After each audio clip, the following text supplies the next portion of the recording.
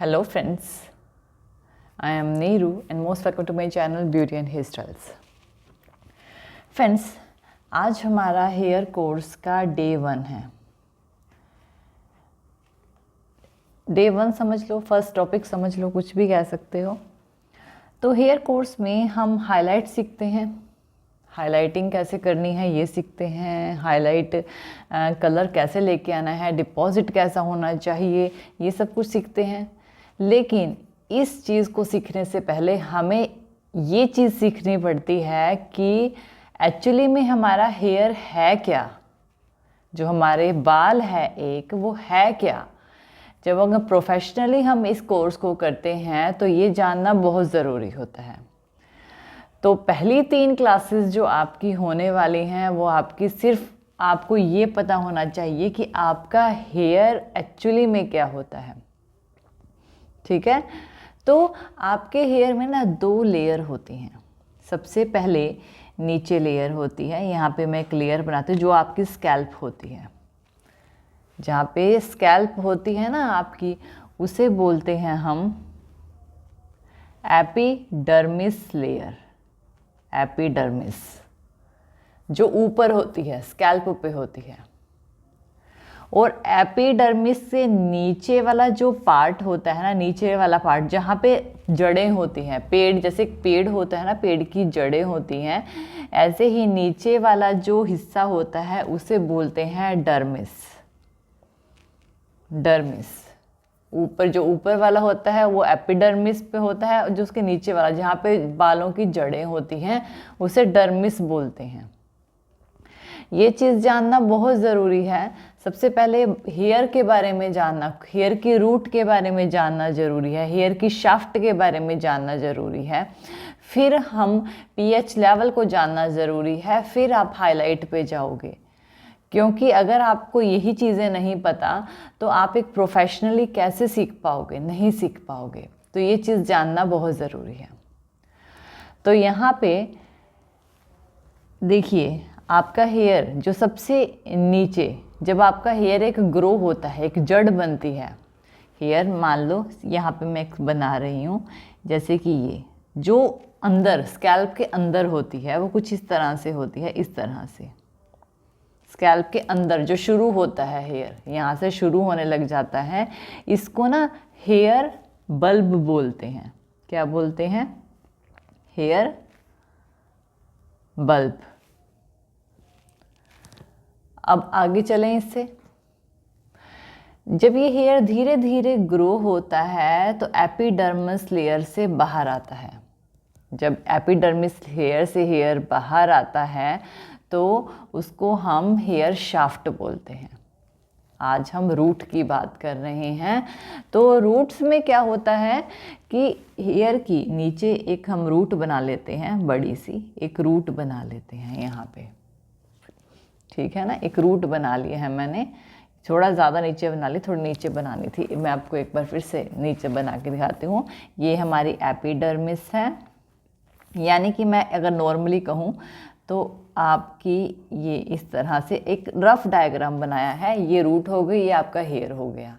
लेकिन इसको थोड़ा सा नीचे बनाएंगे तो ये है आपका, सपोज करो आपका रूट। ठीक है, अब इसमें भी कई सारी लेयर होती हैं, ये सिंगल नहीं होता, इसमें भी बहुत सारी लेयर होती हैं। ठीक है, सबसे नीचे यहाँ पे एक हमारे पास, इसके नीचे यहाँ पे एक जगह होती है जहाँ से हेयर ग्रो करना स्टार्ट करता है। इसे बोलते हैं डर्मल पेपिला। ठीक है, क्या बोलेंगे हम? Dermal papilla.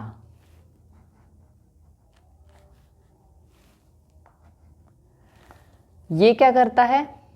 जो हमारा हेयर बढ़ता है ना, ग्रो करता है, वो यहाँ से डर्मल पेपिला से करता है। अब आगे चलो। अब नेक्स्ट, आपके हेयर में इसके अंदर एक लेयर होती है, यहाँ पे एक लेयर होती है, इस तरह से एक लेयर होगी। ठीक है। इस लेयर को हम बोलेंगे फोलिका। इन सब के नाम होते हैं, पहले इसके नाम जान लो, इनका काम क्या होता है। जो आपका हेयर होता है ना, जो ग्रो करता है, वो इसी फोलिका में करता है। जैसे कि एक तरह से ये ना आपका, जैसे एक पौधा है, पौधे के लिए हम एक जार बनाते हैं। जैसे एक जार होता है ना पौधे का, जैसे कि हमें कोई फ्लावर लगाना है, फूल का पौधा लगाना है, तो हमें एक जार बनाते हैं, इसके अंदर रूट्स जाती हैं और बाहर इसकी स्टेम, तना निकलता है और यहाँ पे आपके फ्लावर और पत्तियाँ लगती हैं। ऐसे ही होता है ना, पत्तियाँ और फूल लगते हैं। तो ये जो चीज़ है ना, ये पोट, ये आपका फोलिका है एक तरह, जिसके अंदर हेयर ग्रो करेगा।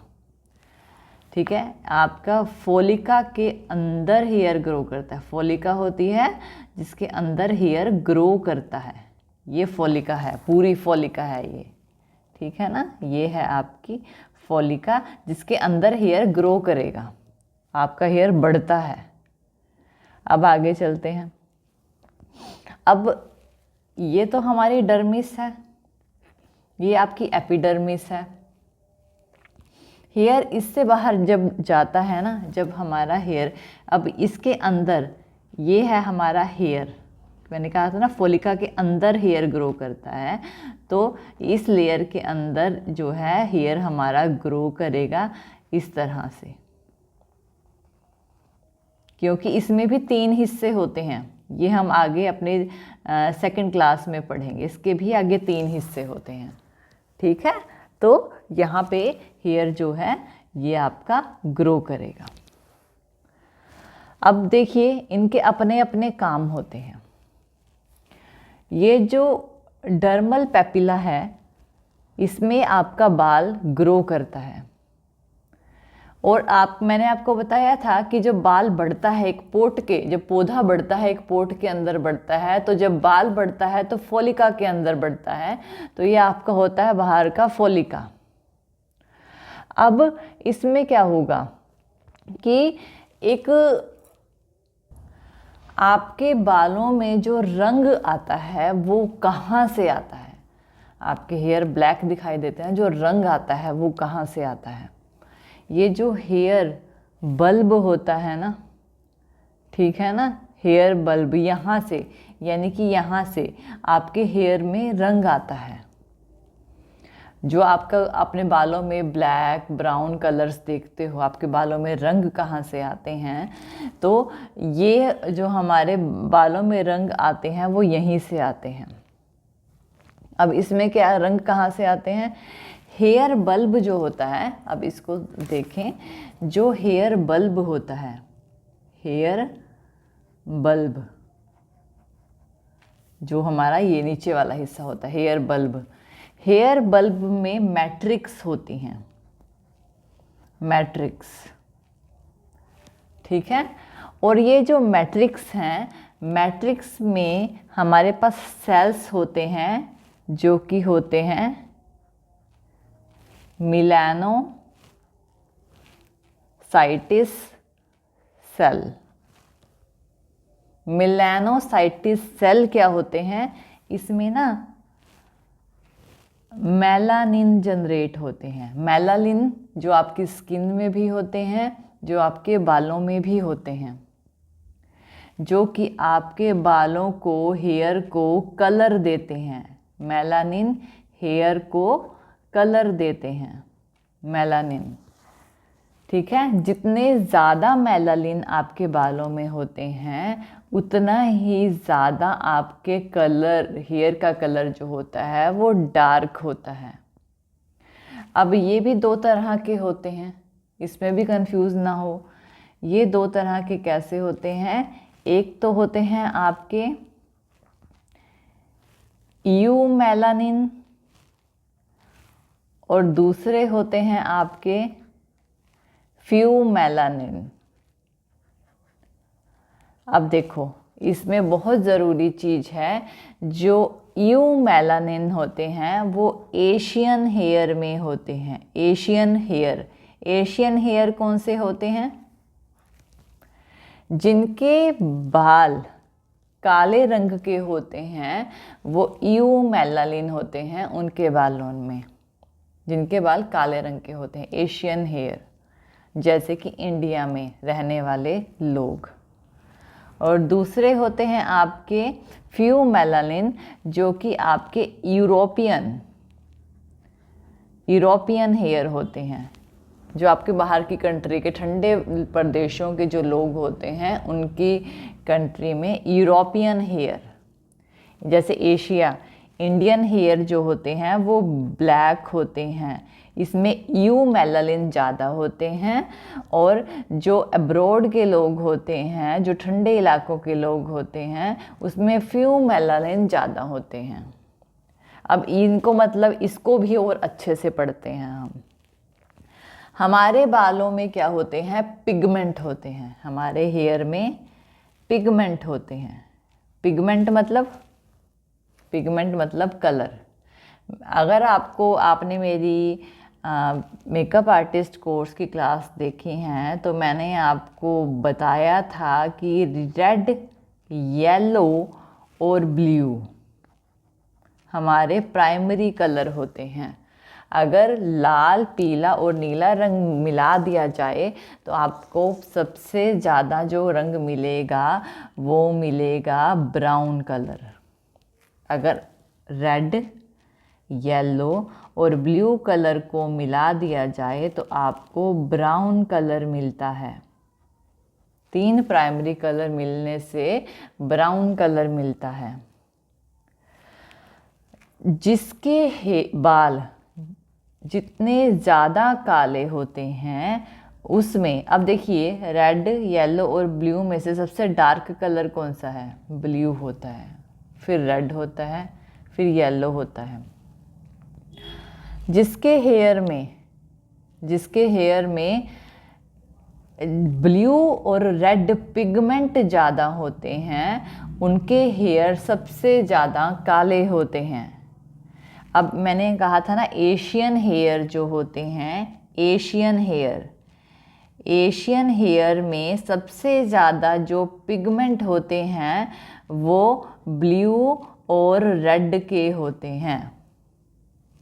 ठीक है, जो जैसे कि इंडिया के जो लोग होते हैं, ज़्यादातर लोगों के हेयर ब्लैक होते हैं, काले होते हैं, क्योंकि इनमें यूमेलानिन होते हैं। जिस यूमेलानिन का मतलब कि ब्लू और रेड पिगमेंट आपके हेयर में ज़्यादा हैं, जो कि आपके बालों को रंग देते हैं। अब आगे चलो, ये एशियन हेयर की बात हो गई। अब हम करते हैं यूरोपियन हेयर। यूरोपियन हेयर में क्या होते हैं, यूरोपियन हेयर थोड़े ब्लोंड में होते हैं, हल्के होते हैं, काले नहीं होते। तो उसमें मतलब ब्लू पिगमेंट कम होते हैं। उसमें रेड और येलो पिगमेंट ज़्यादा होते हैं, तभी तो उनके जो हेयर हैं वो ब्लोंड होते हैं ना, उनके हेयर इसी वजह से होते हैं। तो हमारे ये जो आपके हेयर के जो हेयर बल्ब्स होते हैं, ये देते हैं आपके हेयर में कलर, रंग देते हैं। जो आपके बालों में रंग कहाँ से आता है, आपकी रूट से आता है। रूट को समझने के बाद शाफ्ट को, जो हमारा हेयर होता है, इसको समझना बहुत ज़रूरी होता है। क्योंकि अगर आप इस चीज़ को समझ जाते हो तभी आप एक अच्छे हेयर का कोर्स कर सकते हो, और ये चीज़ें समझना बहुत ज़रूरी है। मैंने अपने वीडियोस में भी बताया था कि हेयर का कोर्स करने के लिए हेयर को जानना ज़रूरी है, पढ़ना ज़रूरी है, ताकि उसमें आप अच्छे से आप उस कोर्स को कर सको। तो एक चीज़ ध्यान रखना कि आपके जो हेयर इसी तरह से होते हैं। अब आगे भी है ये क्लास, अब देखते हैं आगे। ठीक है, अब आपके हेयर के साथ ना यहाँ पे इस तरह से, यहाँ से सेल्स कहूँ मसल्स कहूँ जुड़े होते हैं। ये जो मसल होता है ना, ये वाला मसल, इसका नाम होता है एरिक्टोर्पिल।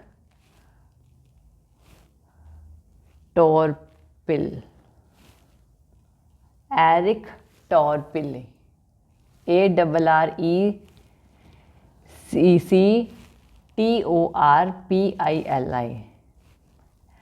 एरिक्टोर्पिली मसल्स, जो कि कहाँ से, फोलिका, ये मैंने कहा था ना फोलिका जिसके अंदर हेयर ग्रो करता है, फोलिका के साथ अटैच होता है।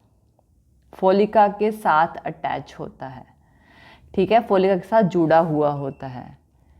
ये क्या करता है, ठीक है। अब इसका काम देखो कि जब आप देखते हो ना कि ठंड में आपके बाल, जो आपको ज़्यादा ठंड लगती है तो बाल खड़े हो जाते हैं, जिसे गूज बम्प्स बोलते हैं।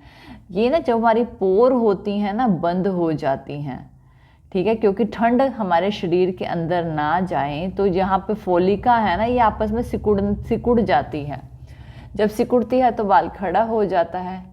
जहाँ पोर्स होते हैं ना, जहाँ पे बाल खड़े होते हैं, तो इसमें एरिक्टोर्पिल, ये क्या होता है, एरिक्टोर्पिल मसल्स जो होते हैं ये श्रिंक कर जाते हैं, जिससे कि आपके हेयर खड़े हो जाते हैं, ठीक है। और ये हमारे फोलिका जिसके अंदर हेयर ग्रो करता है उसके साथ अटैच होते हैं। इसको समझना बहुत ज़रूरी है। नेक्स्ट, फोलिका क्या होता है, जिसके अंदर हेयर ग्रो करता है। अब आगे चलते हैं। इसी के फोलिका के साथ ही आपकी एक ग्लैंड होती है। आपके यहाँ पे एक ग्लैंड होती है जिसे कि